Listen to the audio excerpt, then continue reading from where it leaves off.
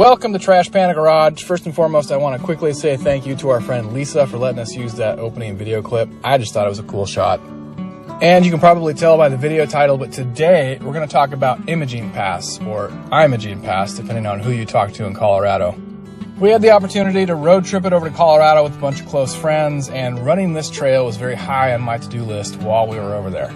So I think it's fair to say that Imogene is a bucket list trail for a lot of people, and there are a ton of videos on YouTube about it. I want to use our video to point out some observations and share some information that might be helpful to anyone who is looking to run this trail themselves in the future.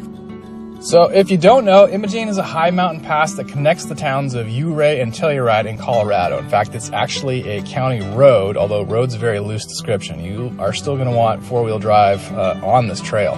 Part of the appeal of this trail, at least for me, is that it connects the towns of Telluride and Ouray, and you can actually drive from one town to another without touching concrete, essentially.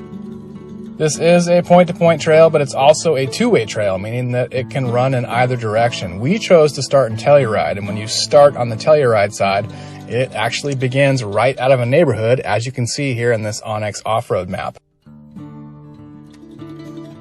There's a pretty limited window of opportunity between snowmelt and snowfall to run this trail, something between mid-July and maybe early September, and as such, during that open season, there's a ton of traffic on the trail, even more than I expected.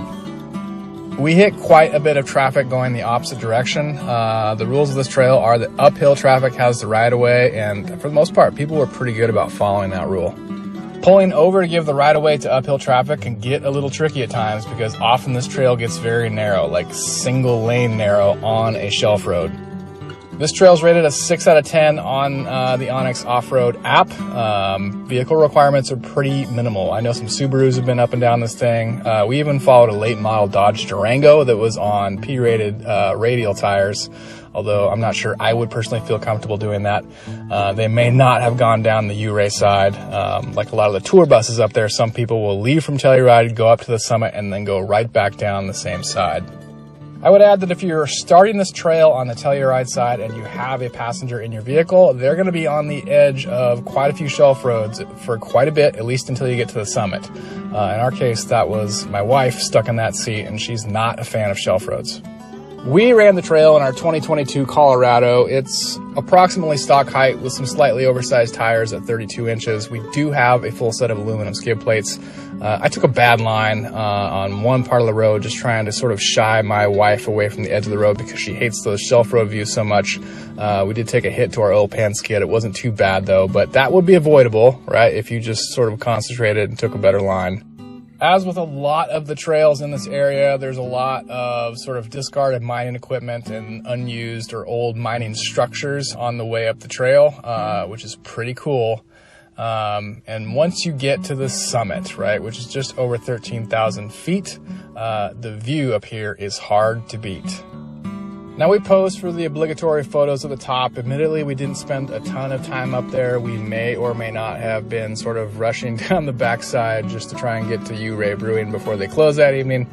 But I will say that the initial estimates I read put the trail time at between 3 and 4 hours. It was probably closer to 5 hours for us just because we did stop a few extra times.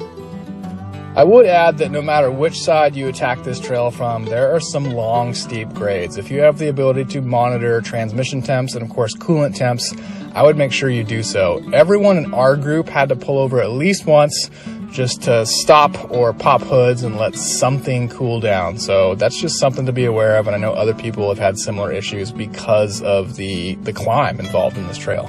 So if you've got a four-wheel drive Jeep or a Tacoma or something similar to a Colorado that's got four-wheel drive, an actual two-speed transfer case with low range, maybe a tiny bit of lift or some skid plates or some oversized tires, as long as you're careful, you should be good to go for this trail and have a great time. Now, if you have any questions about anything we covered or regarding our experience on the trail, just leave those questions in the comments section below. I will try my best to answer them all. We will be eventually sort of posting more footage from our road trip to Colorado.